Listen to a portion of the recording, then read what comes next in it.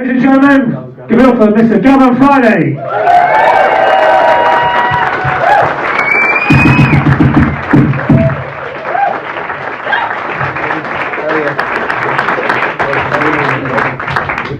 Okay, so right, so I've read a book about goth music and goth culture, but one of the favourite chapters in the book is the story of the Virgin Prunes and the story of Dublin. And I'll probably find out now, speak to Gavin about it after writing the chapter. I probably got a lot of this wrong, but that doesn't matter.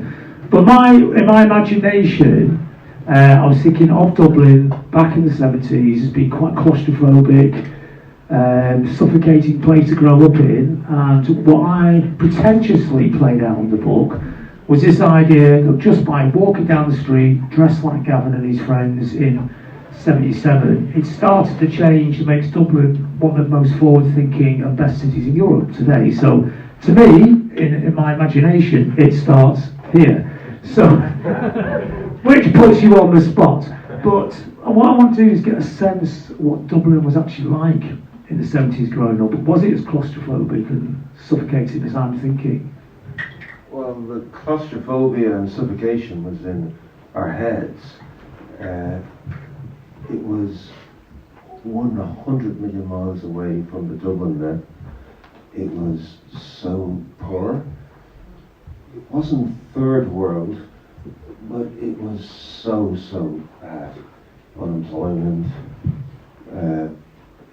It was just so conservative.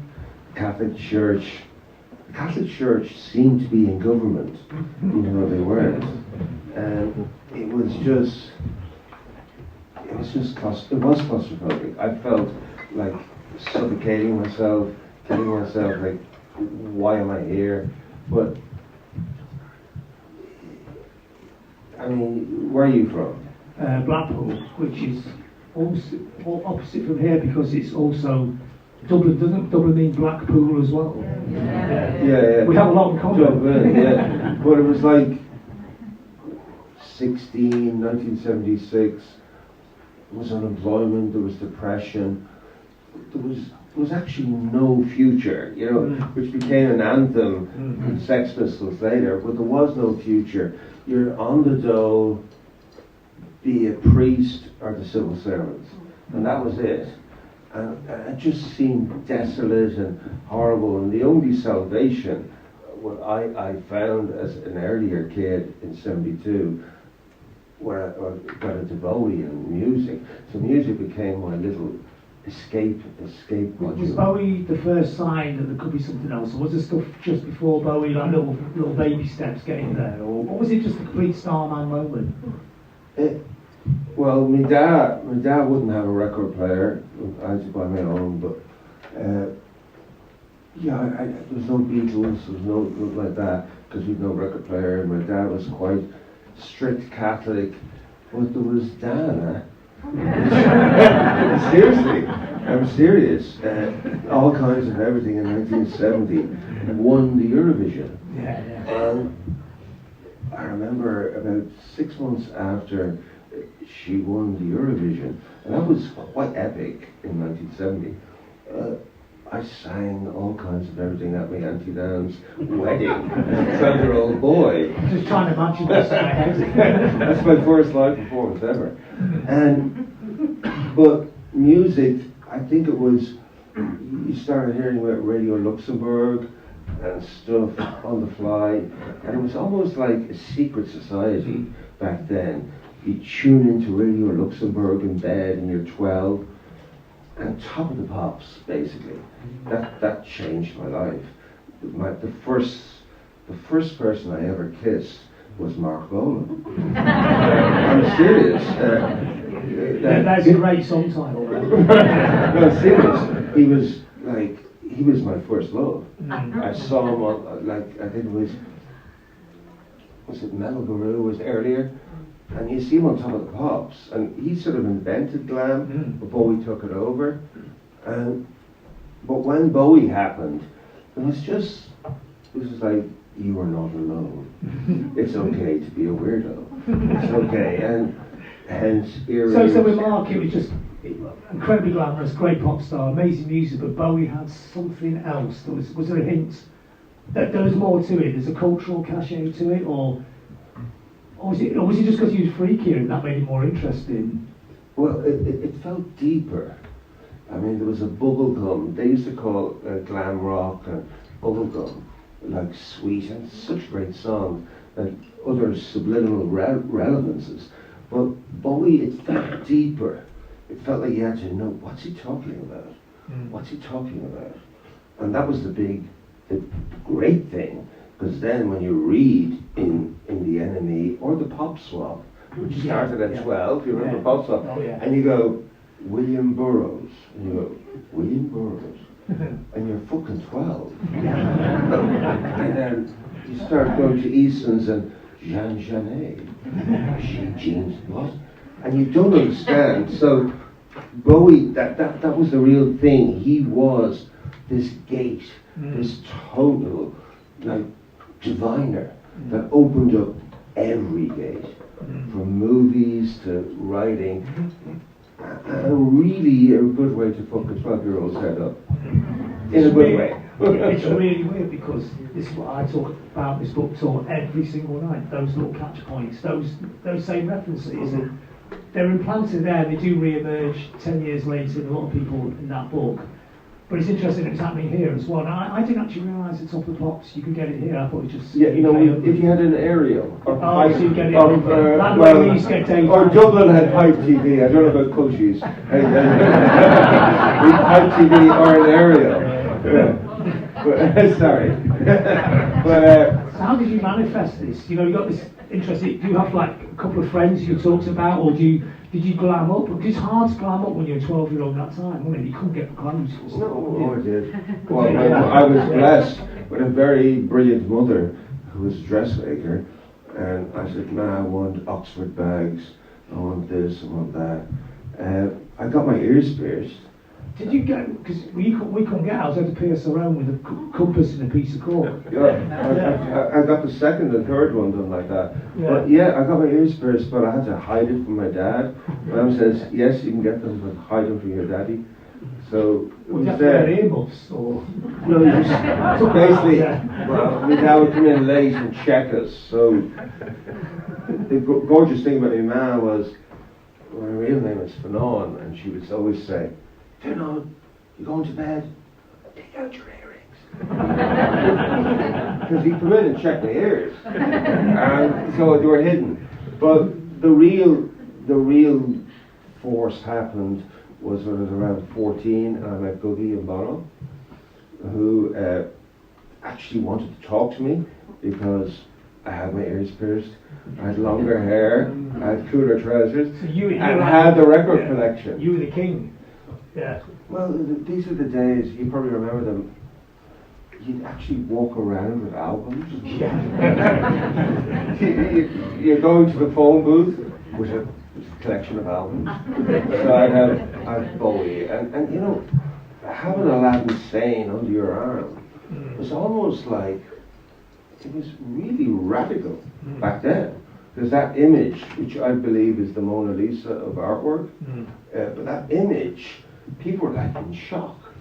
But they were interested in me, and then I found kindred spirits. So the way you walk around the album with your arm was a clarion call. It wasn't like you shared the music. It's just look at this. It's a way of communicating with people at a distance, and it worked.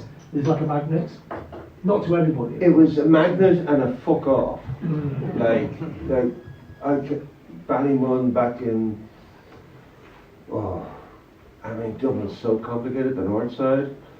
I actually came from old Ballymun, that then turned into Glasnevin North and all of this, the way the whole world morphs into whatever. But it was pretty working class and pretty, you know, they were into Shawati Wati and that was it.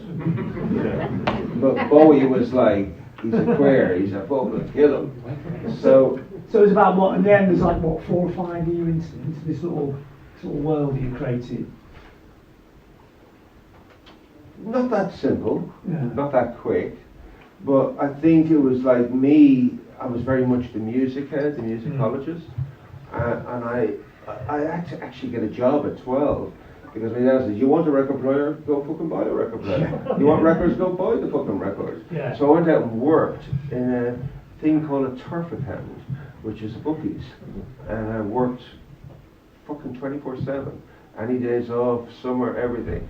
I had the best record collections, the best everything.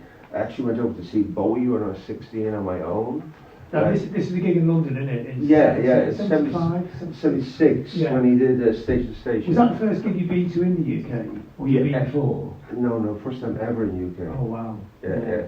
And like we talked about before, you turned up with your tank top and your it was like I had to tell me, I couldn't tell my ma I was going away because she wouldn't let me. I was 16. So I said I'm going to hang out with my friend Tommy for the weekend. It's like a sleepover.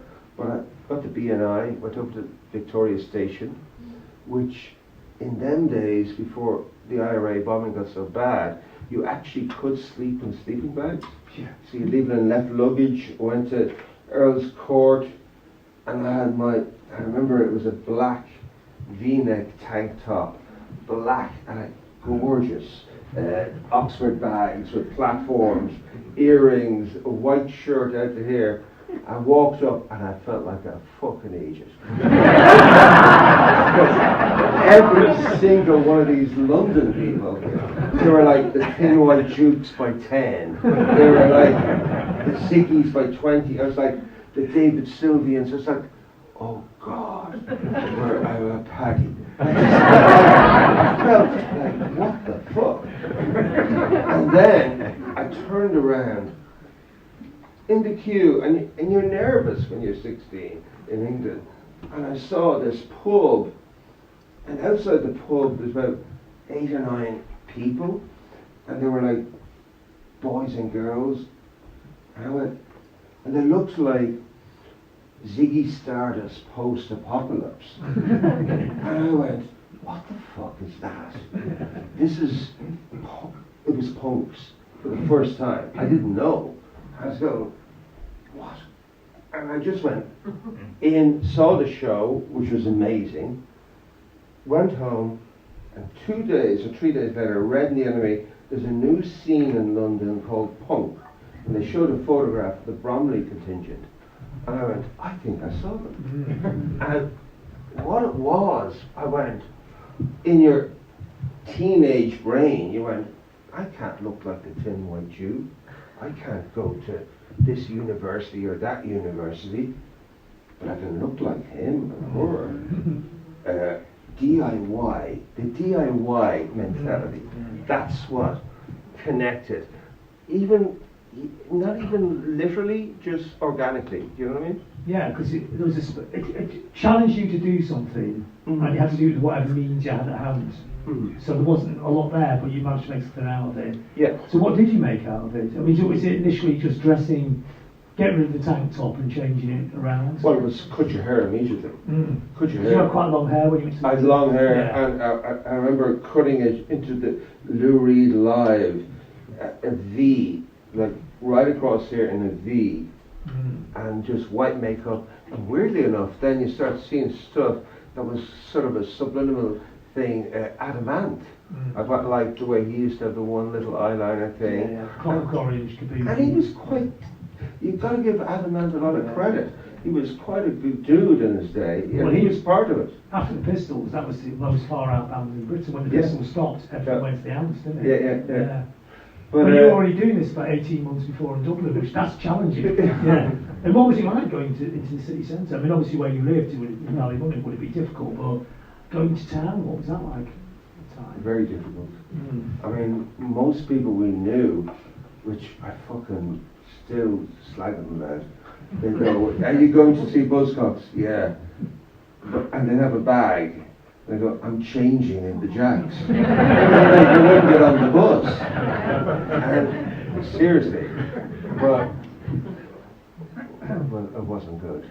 So I would go with the four-yard skirts with the cloths, and the bus would be stopped, the police would be called, there'd be fights. It was not good. And it's quite brilliant as well, in a way. Well, I didn't see it as brilliant. I mean, I was being hit.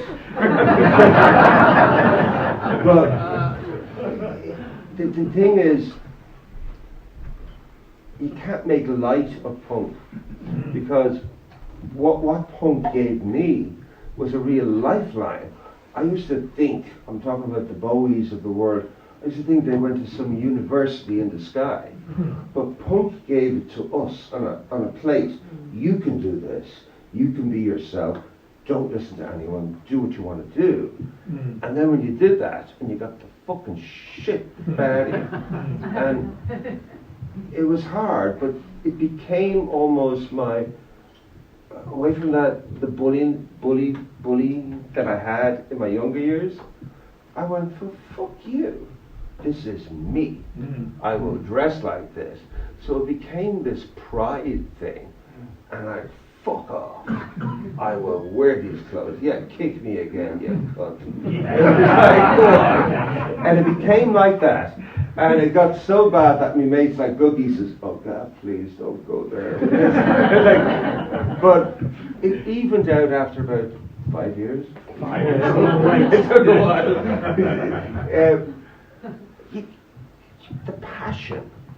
Can you believe? You know the passion. I know. I mean, this is the passion parallel life of when you're cutting your hair, or putting on that eyeliner, or doing those clothes, and playing that record. The passion that don't tell me what to do. I am me. Fuck off. That's simple.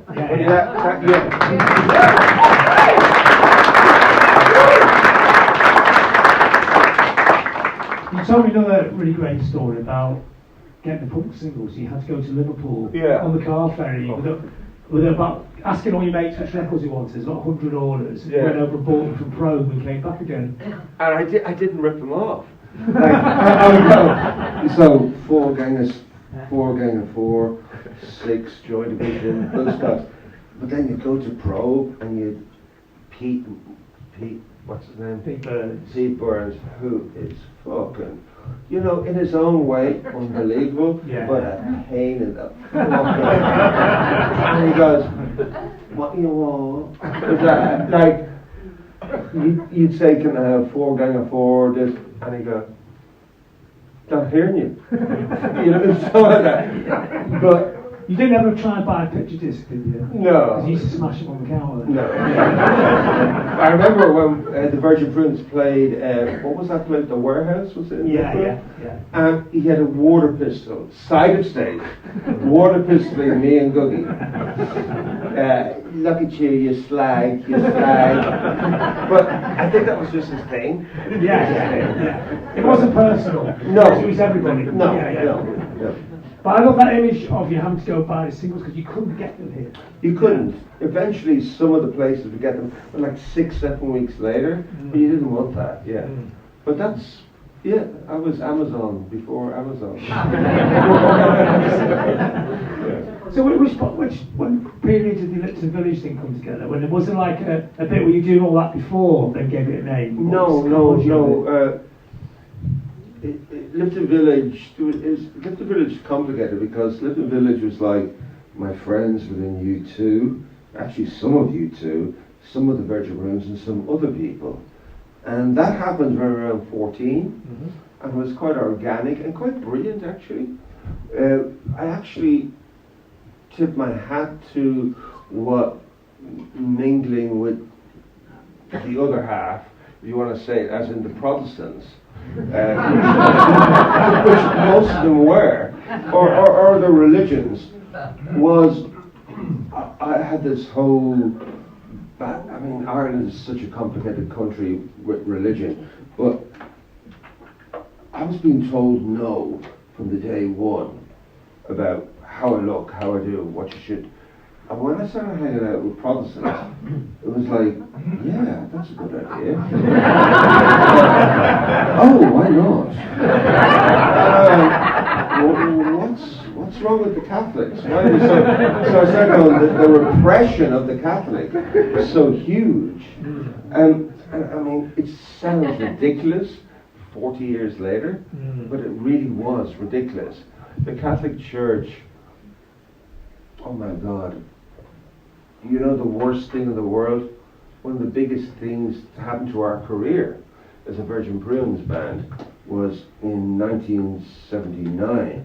We made our first TV performance the week the Pope came. And I really planned it well. I said, I hated him. I hated him. And I just went, there's something wrong with the Catholic Church. This is wrong. And I said, guys, let's not dress up in the sound check. Let's not play the noisy bit. Because we wouldn't be allowed. Because there was no, like, you just did live then, there was no pre-records. So we did a boom, boom, boom. Why should I be like you? It was all, but then it came on the makeup and we went full Monty. We were cancelled, banned, everything. But that scream that we did, which cost us a lot in Irish, we couldn't get gigs in venues, we couldn't get on radio. If we wanted to, we didn't care. But we couldn't get gigs other than the Project Art Centre. But I went, fucking great. We were right. Because if that Pope hadn't have come in 79, the change that's happened in the last 10, 15 years would have happened 10 years earlier. Because that fucking guy dragged that on for another 10, 15 years in our country, which is something I'm ashamed of, being an Irishman. But not ashamed of, but also you started doing classes from the January as well, just from rock and roll, which is the beauty of this story, I think, you know.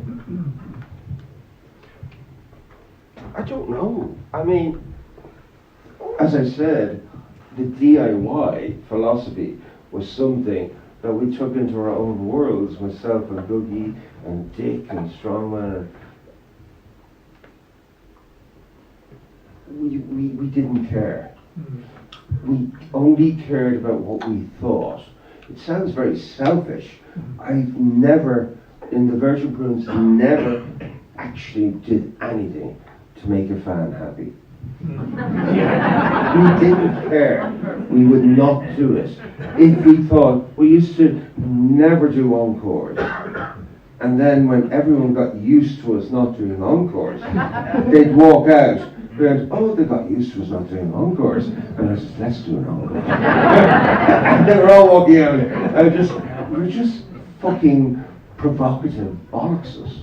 But was it deliberately provocative, or was it this just felt right? This is just because you talked about before, weren't we, the idea of instinct. It was just instinctive to create something like that, and it was confrontational by accident, or was there a deliberate sort of poking at people? Well, I think it's very beautiful what you said. It wasn't deliberate. It was spontaneous, provocative. It was just like, don't take things as they are. That was the philosophy in our head. We were making it up as we went along. We sort of knew what we wanted, and we sort of really, I believe sometimes when you read a book that you don't understand when you're young, but you went, I get it. You feel it. Yeah. Yeah. And it's that.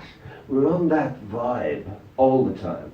And pushing, which is a very, very complicated vibe, Rob, because you blow up. Because it's not logical. It's always instinct, and life is logical. I mean, from the first gig you played, was the first gig, I'm trying to remember chronology now, but was that the one with the Clash where the trousers fell apart? It was our second gig. Yeah. So at that point, did you realise that this wasn't going to be like a normal band, really, was it? No, I didn't even think like that. I just went, what do I do? Do I show me bollocks or how did I go?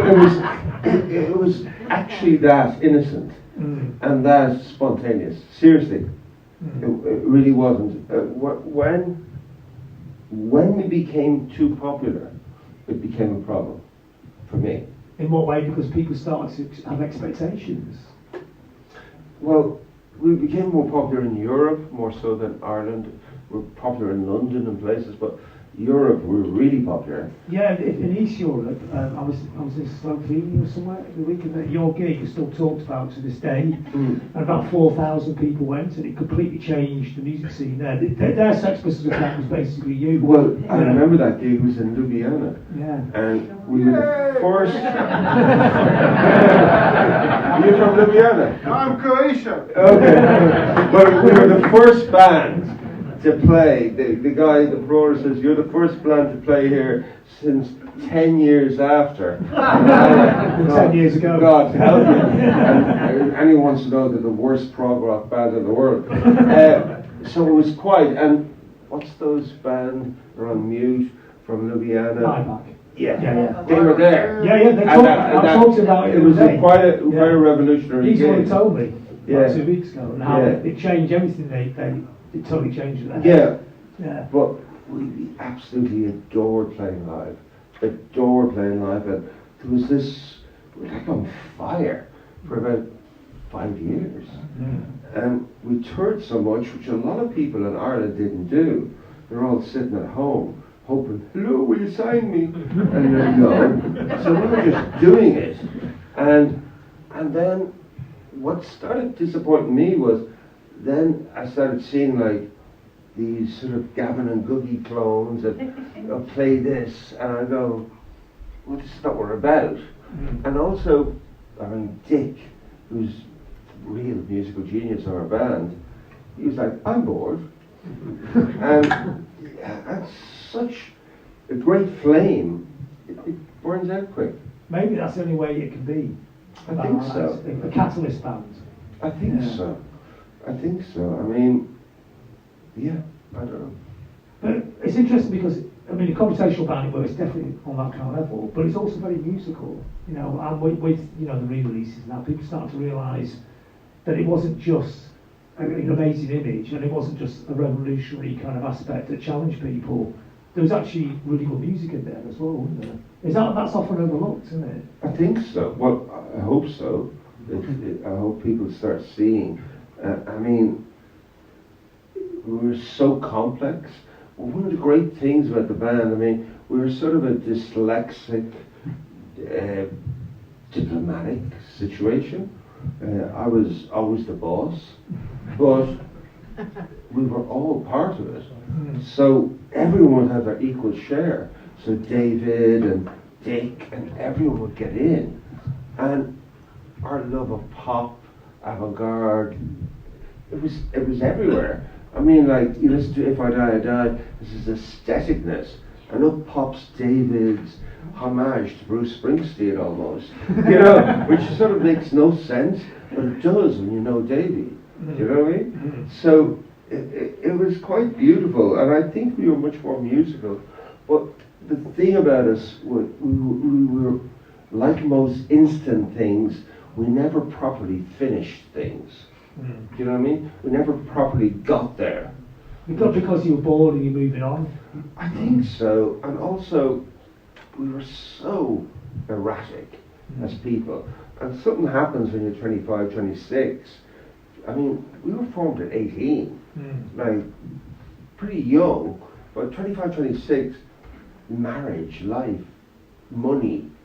And like, you go, money? I go, what's that? We didn't know what money was. We didn't know, just said, where's the per diems? You know, we just used to be on tour.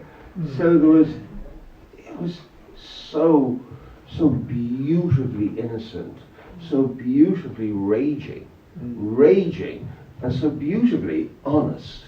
I will not let anyone call the Virgin Brewings pretentious. We were honest. But pretentious is not a bad thing, is it? Depends how much we take the word. Depends who's saying it. I mean, what's interesting about Virgin Prunes is that journey out of punk. So, we should talk about this, but the idea that Bowie set it up and the Pistols kind of smashed it in the back of the net, didn't they, for everybody of our age. And you took those two things, and then you went on your own journey coming out of that. And in the book, all the chaps doing the different bands.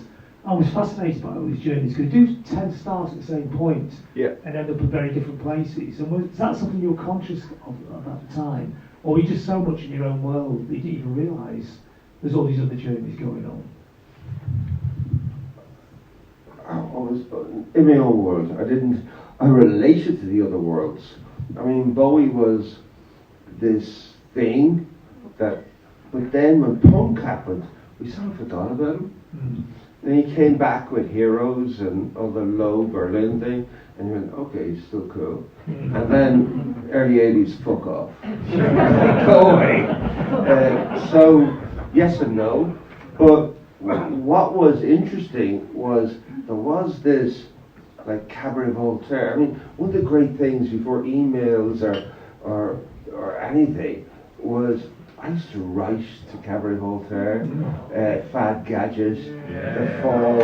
I wrote, and I get letters back from them, and became good friends with Marquis Smith because of that. Like, you wrote, and you used to, and the Virgin Bruins' first EP had Tommy the Bottle of Milk, P.O. Box, right to us. So there was that fan community there. So I was always in connection of what was going on, but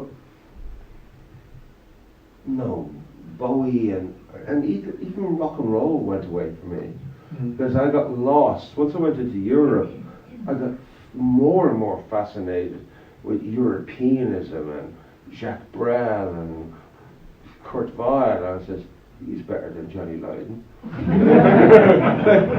Seriously. So, yeah. Yes, but you weren't aware of the other groups. You toured the birthday party, so would you see those as fellow travellers, or would you see that as something that you respected, but it seemed like a very different world? Oh, I remember seeing the birthday party in 1981, and it was insane. It was sort of amazing.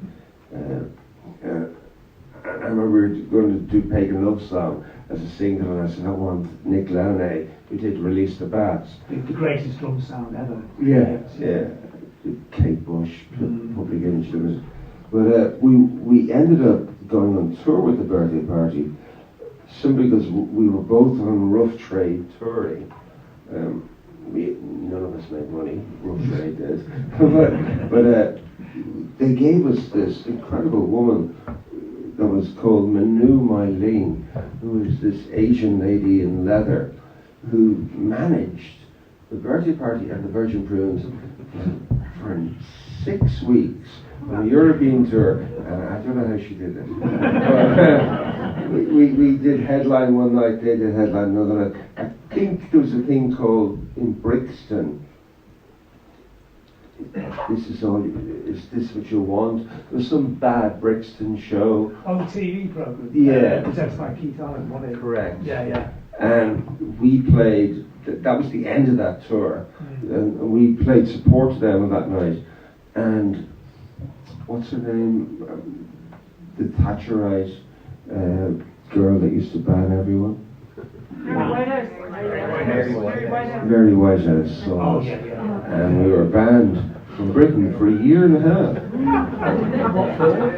for lewd sexual acts. And the next time we had to play in London, I think we played the Lyceum, I had to submit every lyric.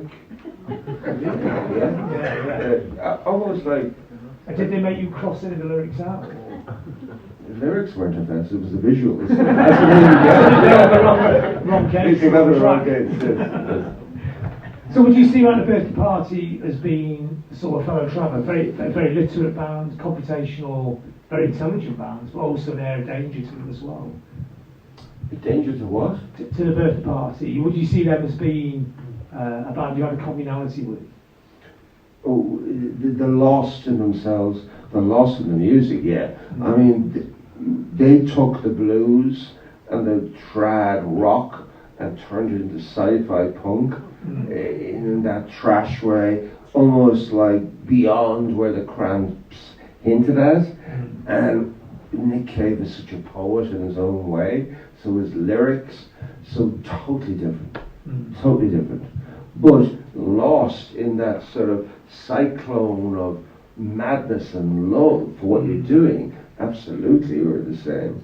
I mean, there was so, our anger was so confusing to the rest of the world because we were coming from Ireland, like where everyone looks at something like Come to Daddy, which I'm so proud of because it's talking about domestic violence and sort of the stuff that we were dealing with every day that's now really being talked about, and all the sort of the mental health issues that Davey was talking about and brain damage, like mad shit that's more sophisticated than what the Barty Party were talking about in this context. So in a sense, confronting a reality more than constructing a poetic kind of world. What I and the band were kicking against was reality and not happy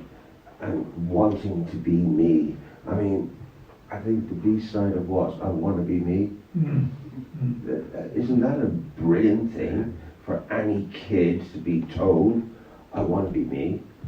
And that's we were kicking against, he totally articulated reality, where the others were like, they did go to college. Nick Cave is posh. Forget about it.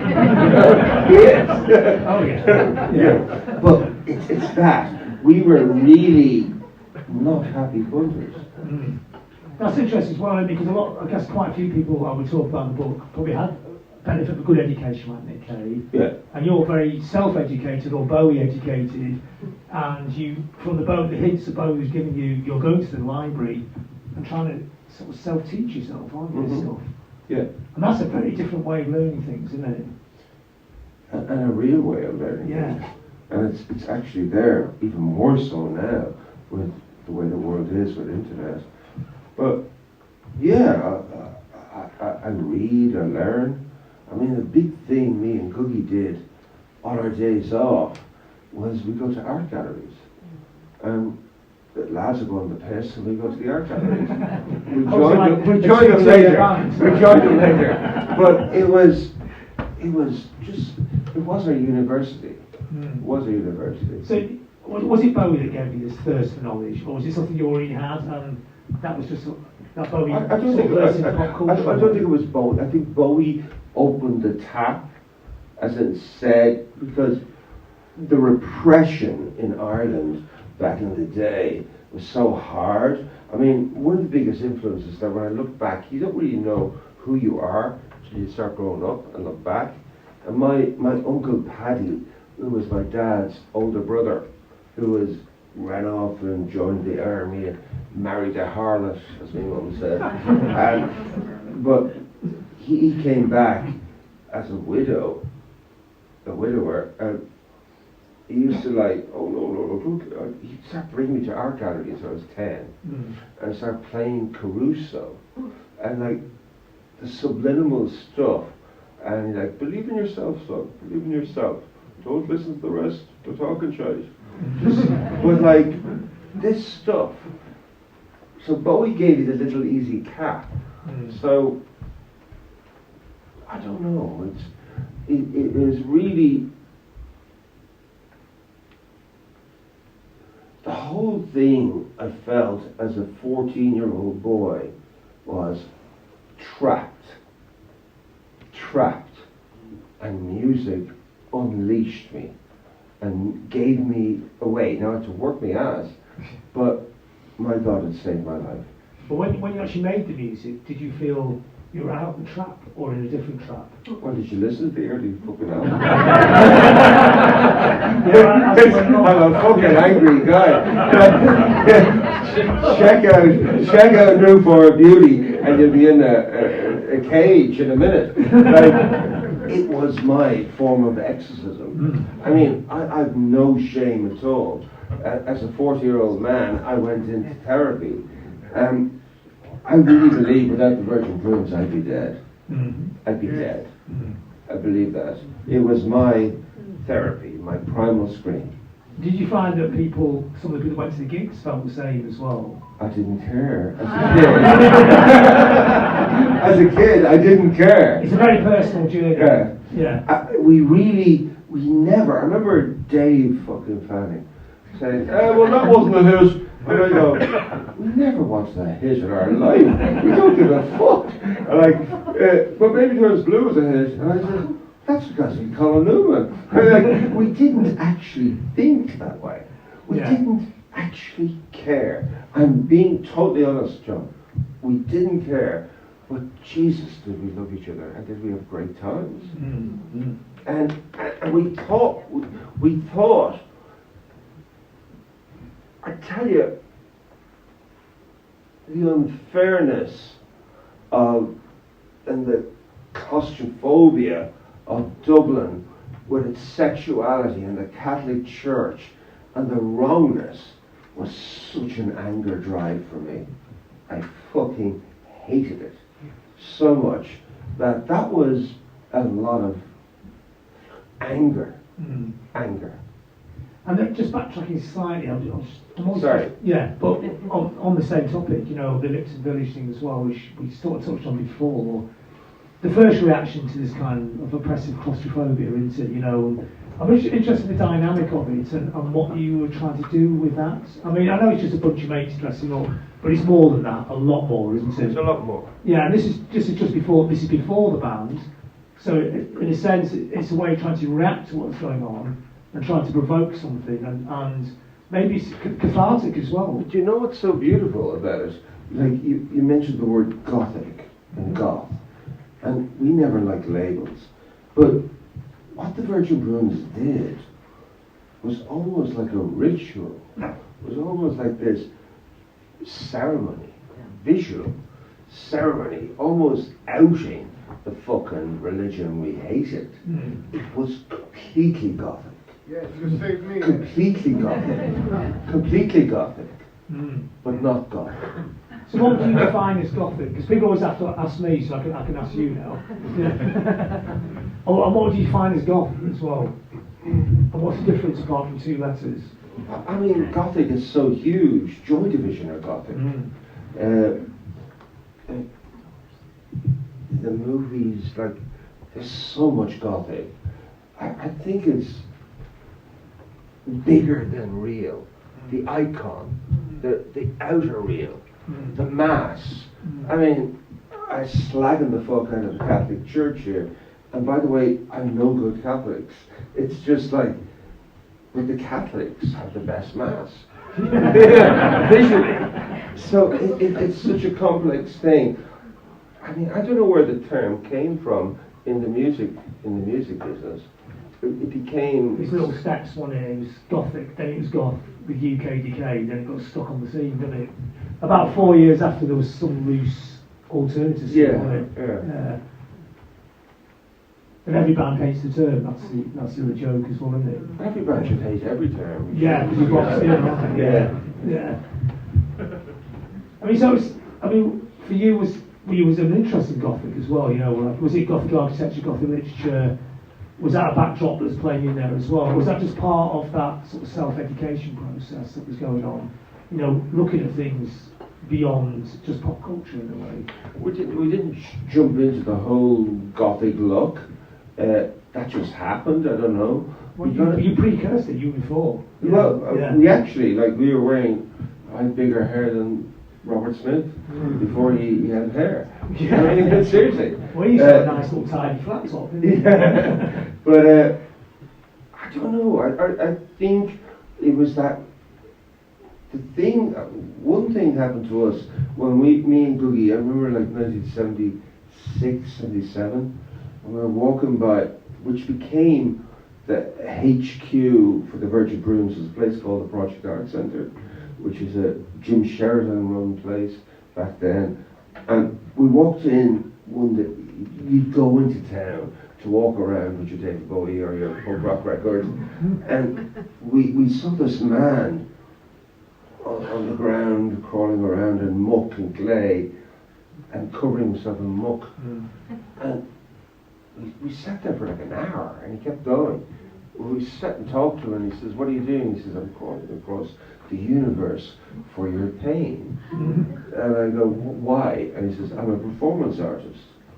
And I went to Boogie and I says, we could do that. Seriously, we just said, we could do that. Because it was the make it up. And I go, wow, sometimes you can't say what you want to say, so we do this.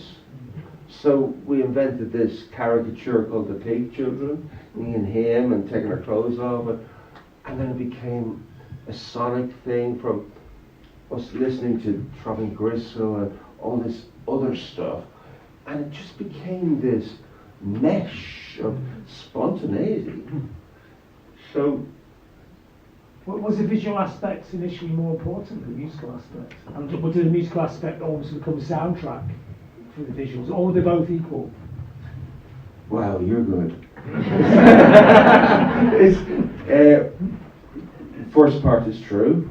It was Jesus, strong man can't play, no one else can, Dick can. Let's do visuals to make up. Let's do a story, and we're not thick. We're not going, oh, let's just do it. No, we have it.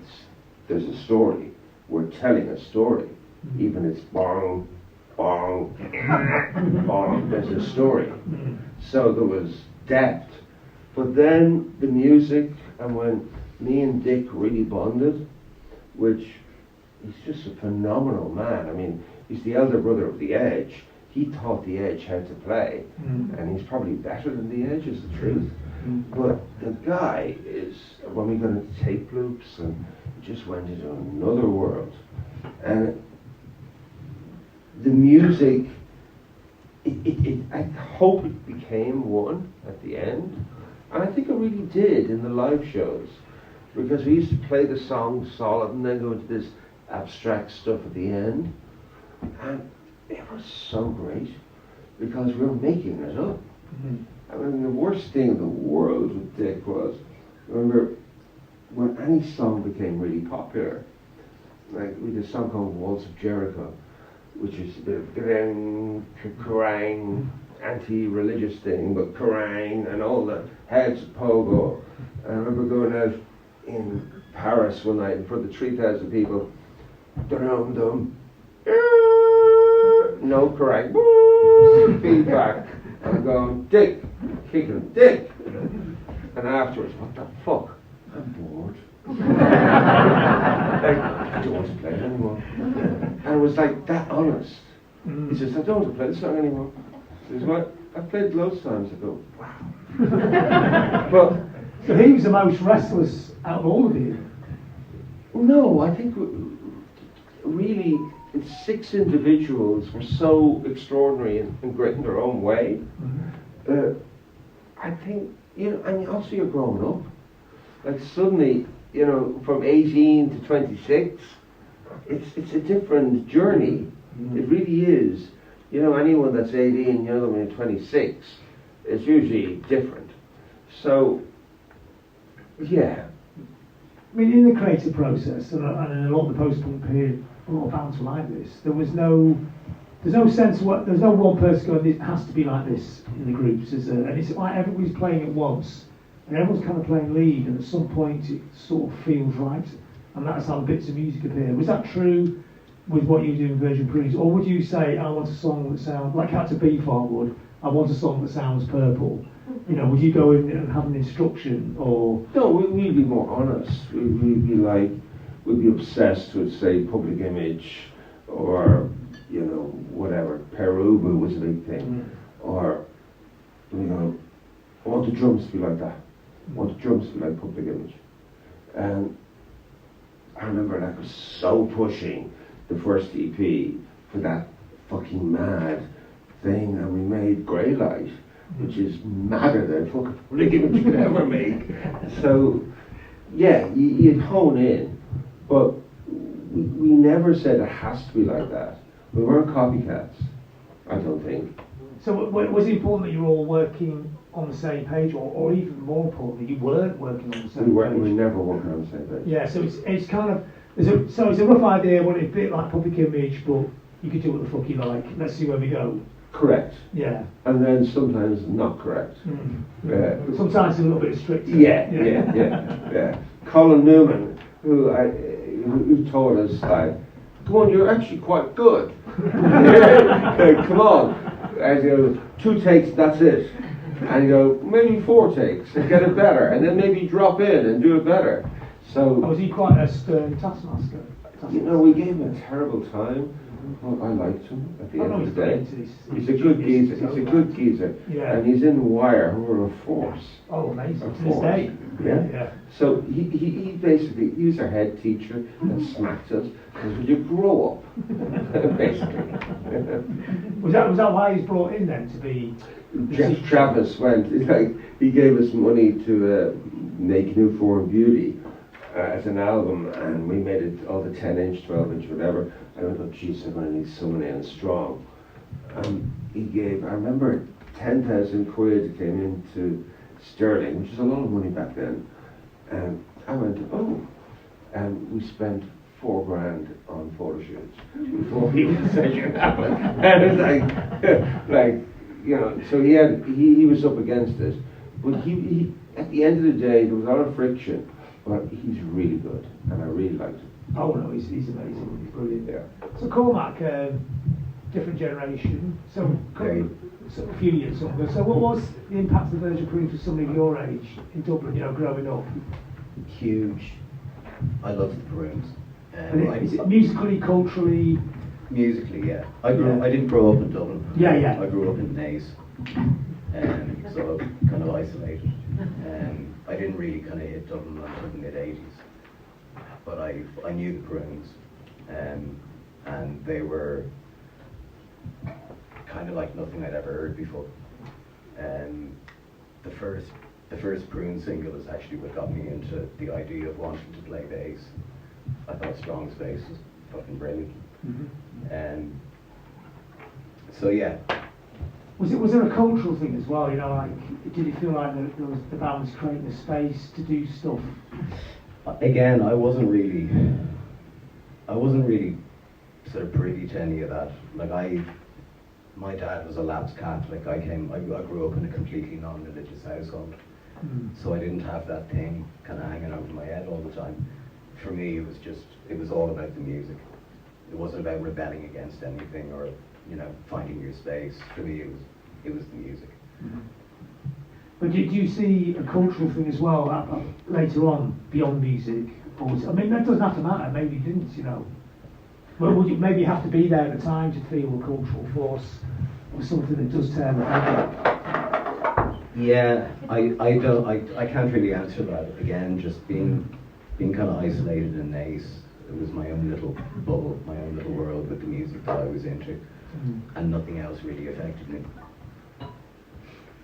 So Gavin, so after the Virgin Prunes and what, you know, you've got your own thing that goes on. So when you look back at like Dublin now, what does it feel like now, you know, in your lifetime? It's obviously a very different city. And does it feel like something, I mean, obviously nobody wants to take the credit for things that changed, do they? But does it feel there was part of that came from that little period that you were involved in, not just the Prunes, but the Little Village thing and all those people around in town at that time? Did it feel like that actually did have the change? You know, in the same way that, you know, you could argue Buzzcocks to Joy Division completely changed the whole skyline of Manchester. It's sort of rebuilt. The whole skyline of Manchester now looks like a Joy Division record. You know?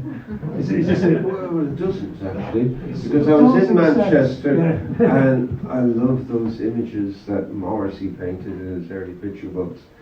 And I went to Manchester about 6 months ago to a geek, and there's all these beautiful broken Victorian things, but Aldi's in front of them. Aldi's in bad plastic apartments. So I went, whoa. Well, Tony started it, Tony Wilson. Really? Well, that was his vision of the future. Yeah.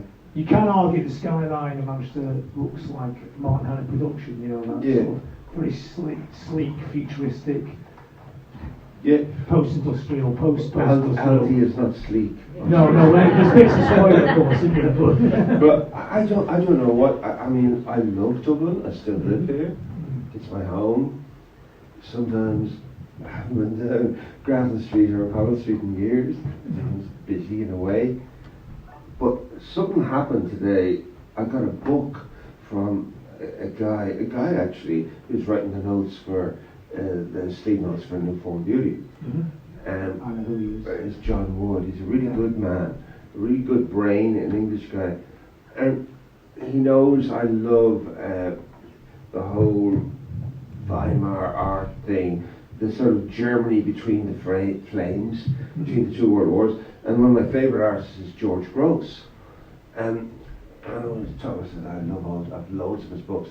So he sends me over one, and I opened it up today, and I went, oh Jesus, this is done 100 years ago, and it looks like it's today. Yeah. It looks like it's today. How mad the world is. So I don't know how mad the world is, and I've got I'm an optimistic apocalyptic. I know we get through it all, but I see the fucking shit when it's coming, and there's shit coming, and it's not good. And I went, have we really progressed? Like when I see how people are treating refugees and fucking trans people and mad shit, I go, whoa, get a grip. So the more things change, more stay the same. No, this is better. This country is better. Absolutely better than it was in the late 70s. Yeah. Absolutely. It's a better country, and it's a great country. And I love this country, but we have to stop all this fucking hate that's coming from. No one hates refugees, so why are people hating refugees? Yeah. So stop it. Yeah. So we have to stop all this poison that's coming in, probably from mad people in America or whatever, paying for shit. Yeah. Well, is Ireland great? I think so. Is England? I think it's in trouble.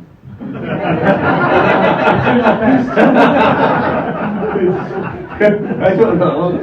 It's got a different set of problems. I tell you, when I fucking was a kid, I went over 76 and then 77, 78. Jesus, it was the mantle. I was going to the Vatican. Yeah. The Vatican. I was walking, across the King's Road, going into seditionaries. This was the mantle of rock and roll. And then the 80s came in, and things started changing. But Britain was everything we used to look up to, even though it was the foot on our head. And I've not seen Britain being that great in a long time. Maybe that's good. Maybe it doesn't have to. Maybe it's because it's around the rest of the world. The culture's ready. Maybe. I mean, what do you think now as an older artist? What's your role now? Or do you even have to have a role? You just create for the sake of creating, or do you feel like there's a reason to it as well behind it?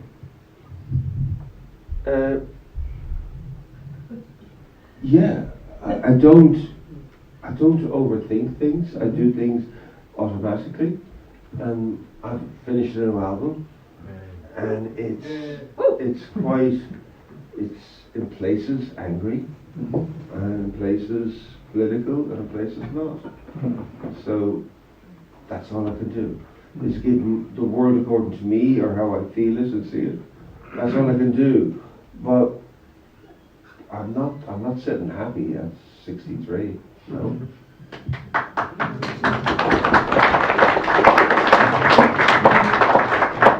But so I guess the unique thing about the Virgin Proves is a confluence of the time when there's all these aspects which put you in a position which made things happen, whereas now, equally important, but it's just different now, and it's a different space to be operating in. It's very different. The Virgin Proves wouldn't be allowed. Seriously, like New Form Beauty, the exhibits, we'd be locked up. We'd be cancelled immediately. Just because it was actually very confrontational. There's still a bit of that in me, but I'm not going to be locked up for it. I hope. Do you enjoy the art or the confrontation more, or do they entwine? Or well, weirdly enough, when I went my own way as a solo artist, I used the Beckenham pen or the influences of the Grells and the Brecks in my life, and I went into sort of looking at songwriting and that. I really started engaging with audience connection and stuff like that. That's quite a radical move. Yes, it Start, was, isn't it? yeah. So I actually care what they do. And so you so you do the encore now where people ask for it. No. No. So why It's different. Why was that? I mean, is that just because it was a different? You got bored of the thing before, or did you actually enjoy the thing where you could actually make a connection, or a different kind of connection? Because in a way, confrontation is connection, isn't it? In a strange way. I think so, but connection is really enough. You understand that there's more to life than confrontation. There's joy and there's love and there's other stuff. And you actually can, within being joyful or emotional, connect and say things, other things. I mean, hold on, I'm not fucking you too, or I'm not slinging around. I'm not doing everything's happy. Yeah. But, you know what I'm saying? You're kind of playing the devil, in a sense, in an artistic way. Yeah. I have a weird thing that I always believe when you write a song, it tells you what to do. The song is the boss. Yeah. Yeah. The show and the song and the album. When you make an album, the album's the boss, the show's the boss. And you're working your ass and you go, that's the boss. What we've got to serve that. And you know that when you're working a tour or whatever. Do you find that you have ideas all the time? Do you switch on and off, or is it just always concepts, ideas, art ideas, bits of music? Your head's just like a pack of monkeys all shouting at each other with ideas, or Yeah. and then you just sort of every now and then you finish them off. I mean, how does it work? Some people can just they've got to make an album, they'll go make an album. But I imagine with you, it's like Tuesday morning, suddenly all the stuff comes in your head and you have to get it down and out. No, I've constantly got noise in my head. Yeah. Constantly. So you can't get it all out all the time. I find it difficult. Yeah. And the mad thing is, like, say my next album, I have 3 albums that no one has ever heard. So You just recorded and then you just moved on. yeah, but I think they'll have a day. Yeah. So Do you get bored of them very quickly? Is it just back to the old days again? It's just like you get bored, or you don't believe it, or you don't think its time is right, or a gut instinct, and I'll change my mind really quickly. So even if it's a really good album and you think, wow, that's good, but you know what? I'm going to do something else now. Is that how it will kind of work? I'm not polished that way, but no, it's like the albums I'm telling you about are pretty heavy. Yeah. It's like one with the poet Jeremy Reed. I've done a fucking amazing album around his words called the Billy Boy Sonnets, and it's so frightening. It's really confrontational. It's interpretations of Shakespeare's sonnets, and it's like I played at the record company. They went, Jesus Christ, and it's like Maybe I want to hear this. Verbally, and sonically, it's like heavier than the Virgin Rose. Is it heavier than Diamond the Glass? Maybe sonically not, but it's heavy. Yeah, it's heavy. Yeah. So I put that on the cooler. Yeah. This, do the people want to hear that?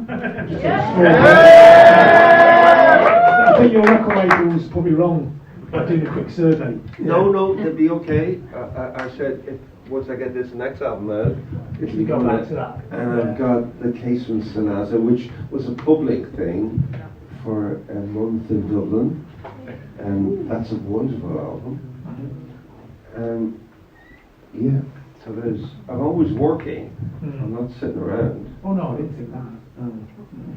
It's just interesting to do or go to work because it's quite exhausting making an album, and it takes a lot out of you. It does, especially with quite intense records, and then just I guess because you're making for yourself as well, don't you? You don't even think I can listen to that. You make it for yourself, but as I said, that was the early Virgin Prune instinct of making it for yourself.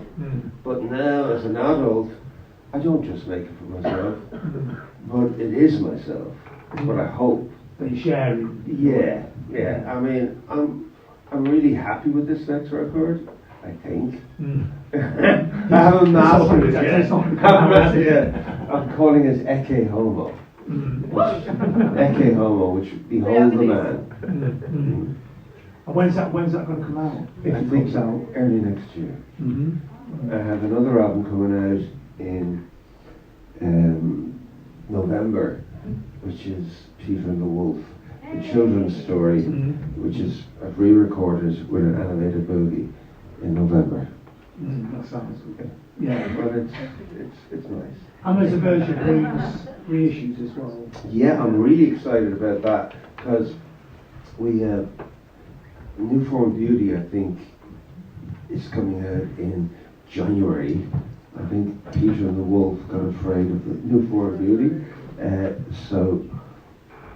And there's stuff no one's heard, outtakes and stuff like that. But the album I'm most excited about is when we get to re-release Heresy, which was the most spontaneous. Which edition, eh? You got the Heresy. I got them all! It was the most spontaneous thing we've ever done in our life because it was like this. This is how crazy and how beautiful the Virgin Blues were. We did If I Die, I Die with a producer who was like, so we're going, have we sold out? We're working with a producer. Have we sold out? So Dick says, let's make another album to come out at the same time that we won't tell Rough Trade about, just to fuck off the producer, fuck off the record company. So we made this thing, and Windmill Lane, which was the big studio in Dublin, you get it was top price from midday to midnight. It was half price from midnight to midday. So we went into Dick's flat on a Friday midday, wrote, improvised till midnight, went in, recorded, and did this for 3 days. No sleep, nothing. There was help. It was fucking the most crazy, and that was it. That's it. 3 days, it's done. And we never touched it except the opening track, Rhetoric, is 9 minutes. And some people would say 9 minutes of hell. And I found when I was looking through the masters, there's a 19-minute version. So I'm looking forward to mixing that and putting that out to the world. When you go back to this years later, listen to these tracks, go back to the old records, because I can't imagine you sit at home and see old records all the time, nobody ever does. Do you go back into that world, or do you look at it from a different kind of context, different point of view? It's interesting you say that, because mastering or remastering, and it comes, I hone in just on the musicality, and I go, where's Strongman's bass line? And that's the thing, that Dick and Strongman has bass lines, so melodic, so fucking out. Come to that, he's a work of art. No. It's like hardcore before they knew what hardcore was. And I go, so I'm honing in there, and I hear it so well, and I want to, can I hear that louder and louder? Yeah. But am I still there? I mean, I had an amazing thing with Dick about 3-4 weeks ago. He knocks on the door, and Dick is so spontaneous, and he's just a big haversack on his back, and I go, hey Dick, cup of tea. Why do you haversack on? Yeah, I have an experiment to show you. I just, want a cup of tea? He walks into the kitchen, and there's a big table, and he goes, give me a minute. And he starts taking out speakers. He takes out 6 sets on one side and 6 sets on the other side of these speakers. Tiny little, like bad things you get in Amazon, cheap speakers. And he goes, stems, you were telling me about Heresy and how we remix Rhetoric. And he goes, yeah, I've got an idea. We'll do an installation. And he had these stems. So each speaker was playing one stem. And he says, Gav, walk around the table. Walk faster. walk slower, walk fast. You're remixing yourself, and I'm going, okay, Dick, great. But I went, he's still a virgin brew. He's still a virgin brew. Oh, he's the only one that's never really left, in a sense. Yes, Yeah. him and Davey, probably. Yeah. But he's just that, like, experiment, push it out further. Like, Jeff Travis, you have the best opportunity. NME, it sells 250,000. 250,000. Put on your best pop song. We put on Red Metal. And he's just so disappointed. And we're going, that'll tell them all. Like, we knew we were shooting ourselves in the foot, but we wanted to. Does that make sense? Completely. I think a lot of people, our generation musicians, had that kind of weird mindset, didn't they? Nobody'd ever do that now, would they? Yeah. So, I mean, obviously you sort of know each other. I know the answer to this is no, but would there be any way you could perform any of this in a very different way? Well, nobody would expect you to go do it like you did it before, maybe completely pointless. But is there a way of performing it or something with the old gang? Honestly, I can't see it. Collaboration, absolutely, with Dick. I could see some sort of visual installation, sonic thing with Dick, Googie, me, maybe Davey. But 5 of us, 6 of us on stage, I can't see it. Oh, no. I think as a rock and roll revival gig, that would just be completely not the right thing, would it? But I like the idea of the installation. Well, Googs always said, Jesus, Gavin, we won't look good in dresses at 50. We're all in our 60s. So, it won't happen. Yeah. I seriously don't like reunions. I've never seen one that gave me glee. But an installation, sonic, artistic thing, somewhere with Googie, me, Dick, something musical and visual, absolutely. But we're not on stage. I like the idea that when you finally become prunes yourself, it's actually you could do it virgin prunes as prunes, couldn't you? Could be the concept. Could be. So we got time for a couple of questions from the audience. Anybody got a question? Yes, I knew you were having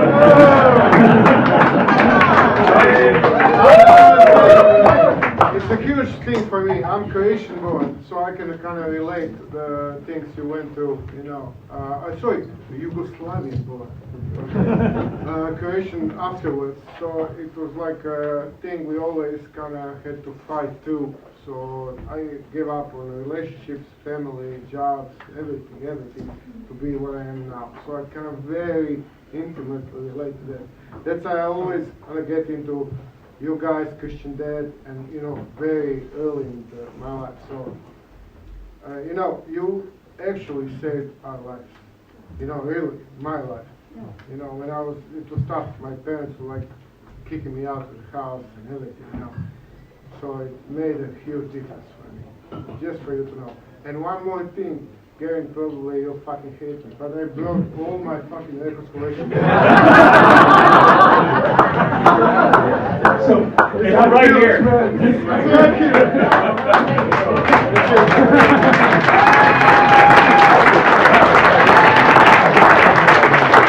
So what would the Gavin 20 would have said to that?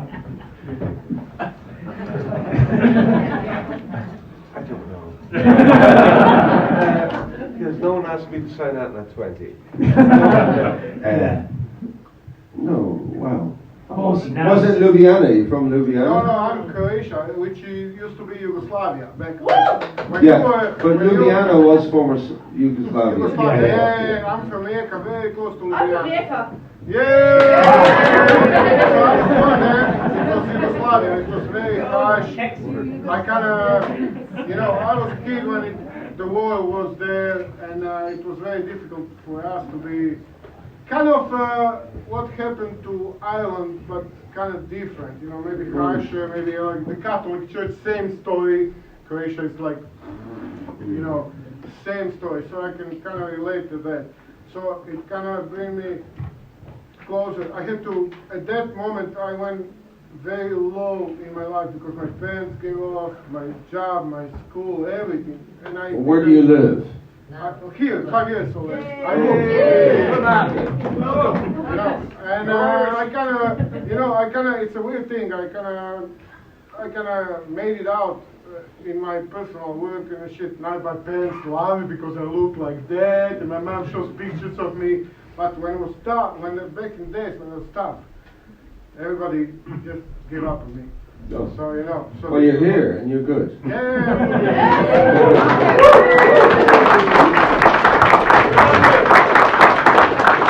So I don't think anybody can top that, but no pressure.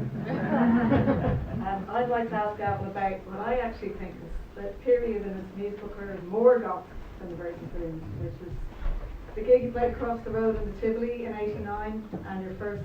Tivoli. Yeah, with the first album with Nan Caesar, which I think is one of the best Irish albums. No, the one before that. You're talking about Each One Kisses the Nose? Yeah. I'd like to ask you about it because I think that in a way was more gothic than the Virgin Prunes in the broad sense of the word. So I'd like to ask you about was that kind of just getting the Virgin Prunes out of your system, or how did that kind of? Well, the weirdest thing is it is more gothic, as in it's more emotionally over the top. Yes. But a lot of the songs were songs that could have been a Virgin Prune song, so there's a bit of that. But where that album for me became magic was with the producer Hal Muller, who produced it, and he was an American, and we made that in America. It's a very European sounding album, but and he introduced myself and Morris to loads of avant-garde musicians in the New York downtown jazz scene or whatever. So that's one of my favorite recording sessions of all time, because Hal believed in writing the songs, rehearse them, and just record them, and that's a very spontaneous live album. So yeah. Thank you. Thank you. We need questions from this side. Can you say? Look, can you record this? Hiya. Hey, yeah. I'm also from Jacob, by the way. But no, actually, and I have no question. I just want to say, the first time I saw you was in Breakfast in Pluto years ago when I was a teenager. That's when I first heard about you and the Virgin Prunes. Love you, man. Thanks.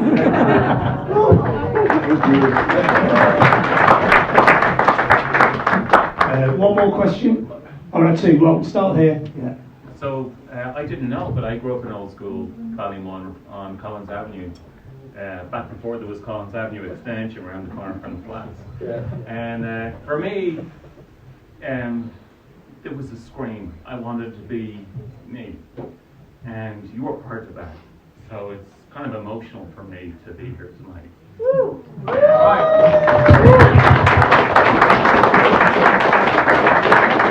mean, there was Susie, there was SFX, there was a lot of shit that went down. I pissed off to America in '91 just because I didn't fit in so much here. But and I remember the vinyl in Lower Abbey Street, going to Golden Discs, carrying that shit out of there, feeling proud. I got my single, whatever it was. But thank you, man. Thank you.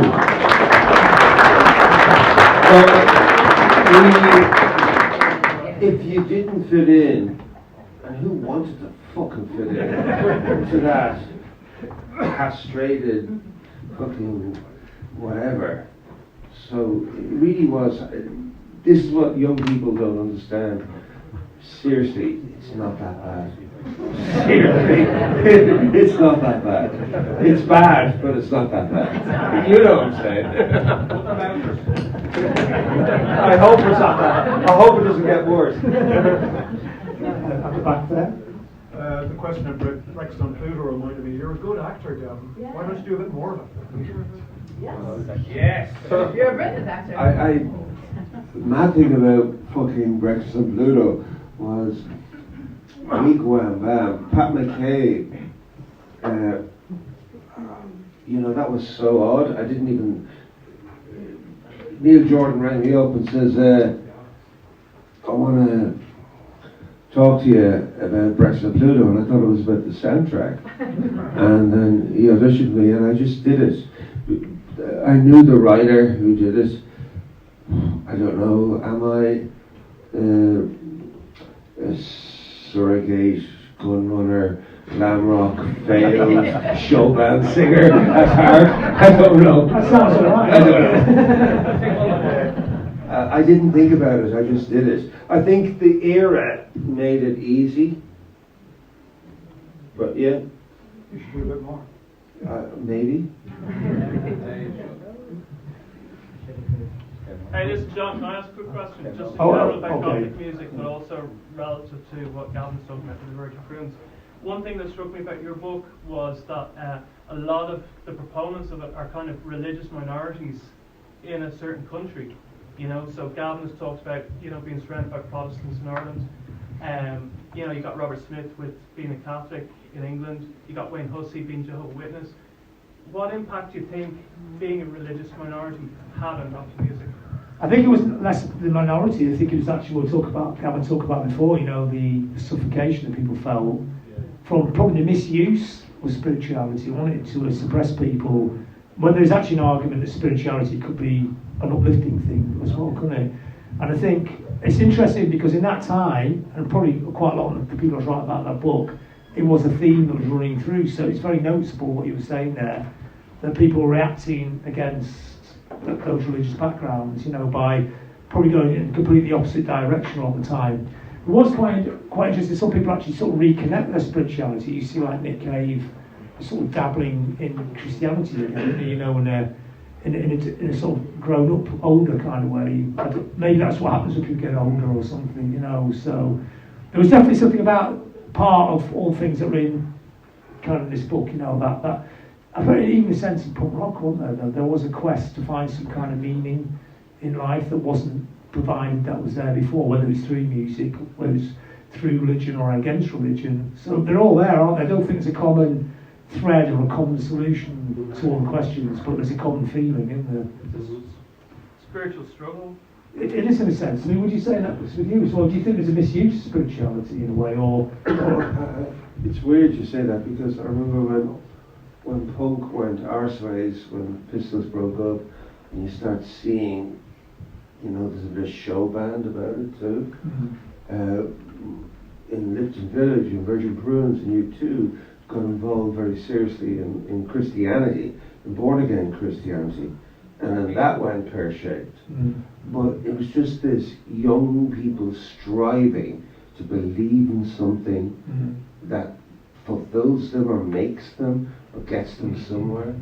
So it's sort of a common thread. If you actually look at it, it's mad when you think like Robert Smith, and just like we're all the same in a weird way. You know, it was interesting because it's a very common theme in that period of time as well. Wasn't there? It was definitely part of the debates when people talked about their music, wasn't it? And the culture, wasn't it? Yeah.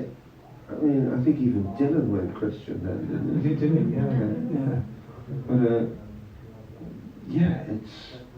But it's just, who are we? What are we?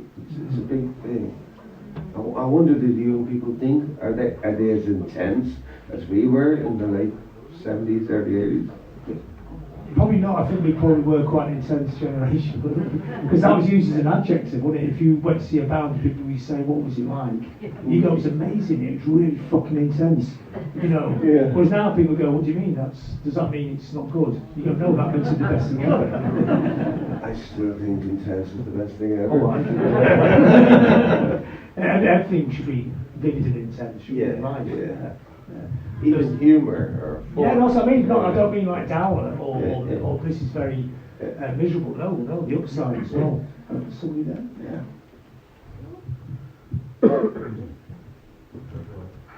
Sorry. Excuse me for my French accent. I come from France, and I just discovered recently what is the punk attitude.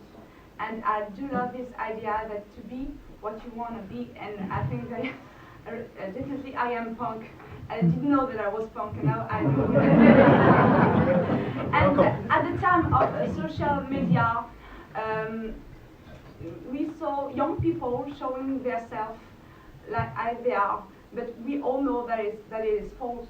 And I wanted to ask you, in music, who are today the heirs of punk rock in Ireland? Question for Gavin. And in Europe, who are they now? Those people who do what they want to do. Music. And in life. The heirs. Whoa. Does it have to be punk rock? It doesn't have to be punk rock. I mean, It could be. Lancome could be punk. Go Blanco! First thing ever. Seriously, punk isn't just about punk rock. Punk is an attitude, a stance. So it could be anybody. Well, I fucking love the Lancome album. I love that. Yeah. It's my favorite. Especially album. the last one. Yes. So, but the French have Vive la Revolution in your DNA. I mean, you throw sheep at people when you're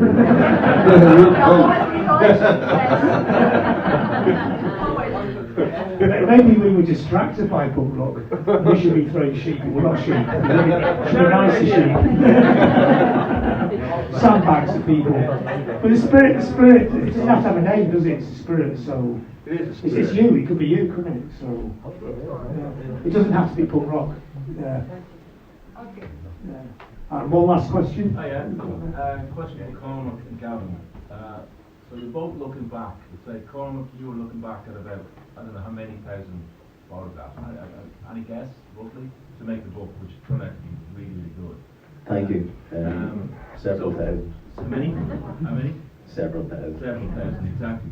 So there's a whole thing in Gavin, you were listening back at, say, Heresy, right? So you got, let's say, so many 100 minutes of music and you're listening back.